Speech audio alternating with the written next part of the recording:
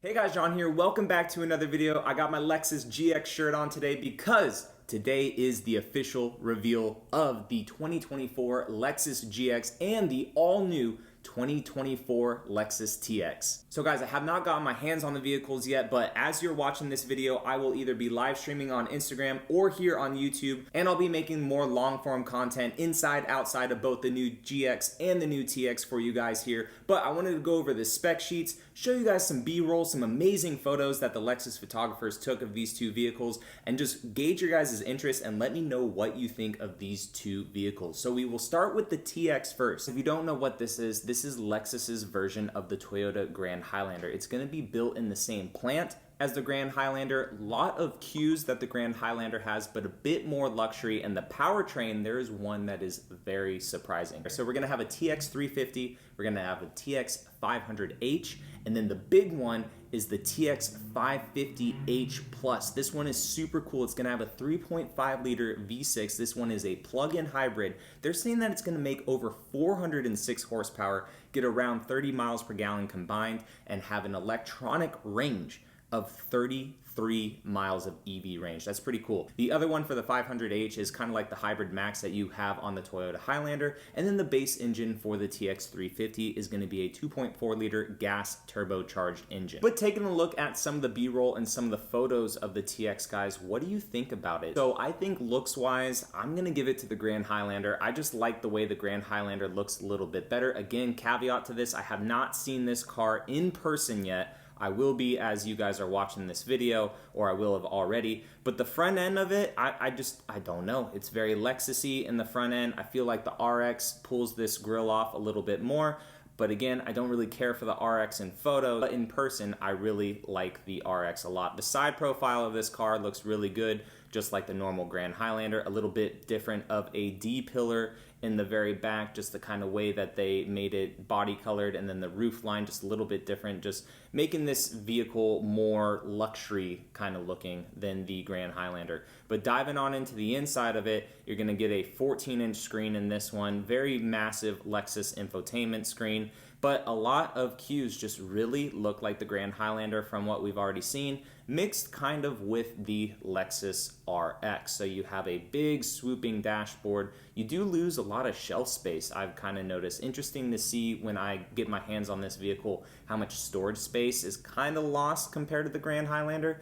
Your center console here, it'll open both ways in typical Lexus fashion, but the interior just looks very, I know I keep saying it, but very much like the Grand Highlander. The big thing that this has over the Grand Highlander, which I actually really like, is that the back seats are electronic. So you can see that switch right there. On the back seats, you can fold down the third row seats. It's a complete fold flat rear end. If you fold the back seats and the middle seats, I believe it was like 97 cubic feet of cargo space, tons of cargo space in this vehicle. But I do like that it is an electronic folding third row. It looks really good. I'm very interested to see this one in person, but let me know what you guys think down in the comments on the TX. Now, let's go to the GX, baby. Very excited for this one. Boom, here is the specs already on the screen. So we're gonna have a GX550. That is the proper name of this new one. So we have the 470, the 460, which is the last generation, and now the GX550 is what is replacing the outgoing 460. It's gonna have a premium plus, the brand new off-road focused Overtrail Plus, and then a GX560 Luxury, and then Luxury Plus. Now this is all going to be on the same GAF platform, but the powertrain of this, guys, 3.4 liter V6 twin turbo, full-time four-wheel drive, 349 horsepower, 479 pound-feet of torque. So this is the same motor that's in the Tundra, the Sequoia, the LX600. They have put it in a smaller GX form factor. So freaking cool. This GX did grow a little bit from the last generation GX, not by a whole lot, like 2-3 inches in like kind of every which way, but my god, that is so cool. So it's kind of the detuned SR version of the Tundra in forms of horsepower, but it has the same amount of torque as you would get in a normal like SR5, just standard I-Force 3.4 liter twin turbo V6. Now the killer thing is the towing. This thing will tow 8 8,000 pounds. So that is with the 550 premiums and the 550 Overtrails, gonna tow about 8,000 pounds. The luxury's a bit less than that because of all the packaging and stuff, I'm sure, with gross vehicle rating. But the manufacturer estimated MPG right now combined is at 17. So this thing is gonna be an absolute tank. Not gonna be missing anything with that V8, right, in forms of getting better gas mileage. We definitely aren't. 17 combined MPG, but you're getting a whopping amount of horsepower, about 49 more horsepower than the outgoing model, and a lot more torque in this one. But what do you guys think of it? I've been showing pictures and stuff and B-roll to you guys as I've been talking about all that. But this Overtrail one, it still has all the goodies, but we're getting the addition of a rear locker. So not only do we get a center locking diff, but we have a rear locking diff. We're gonna have multi-terrain select, crawl control, downhill assist control, the whole 3D camera system. It's gonna have electronic KDSS as well with it. So I mean, tons of cool stuff on this GX Overtrail, and it looks really good, and it's gonna come in even more colors than just this amazing earth color, this brand new color. It's called Earth that you guys are seeing. But all the colors for this Overtrail are gonna kind of have like a black roof. So think of the FJ Cruiser, how a lot of those had white roofs.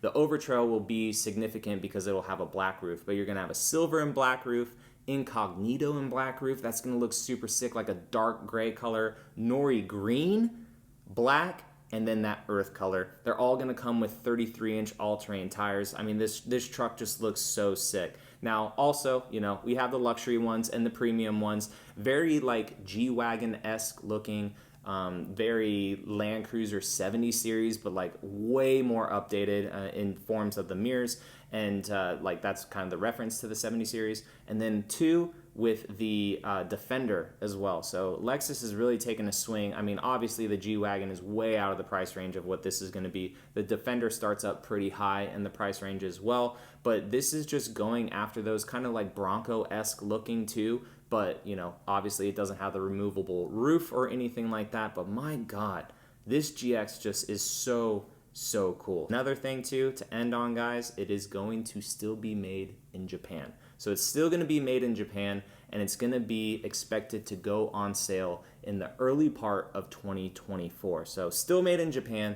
We get no hybrids right now. Hybrids will be coming later, but you get a twin turbo V6, a lot of horsepower, a lot of torque, the brand new Overtrail trim. The TX is awesome too. I'll have more videos on that as well for you guys, but man, what do you guys think of it? It looks so good. I just really like how they're going after a more boxy but refined look. The whole rear end looks good. This back glass, it opens up all the way. The hatch opens up all the way, so no more suicide hatch openings, which a lot of people didn't really like. It was a cool thing if you were to build it up and like have a kitchen door and stuff on the back for overlanding, but 14-inch screen on the inside too, on the dashboard. Very nice and updated. Still looks rugged though. I mean, this whole dash kind of looks like the LX600 a little bit, but really like the Land Cruiser 300 series. Let me know what you guys think down in the comments, and I will catch you all in the next one.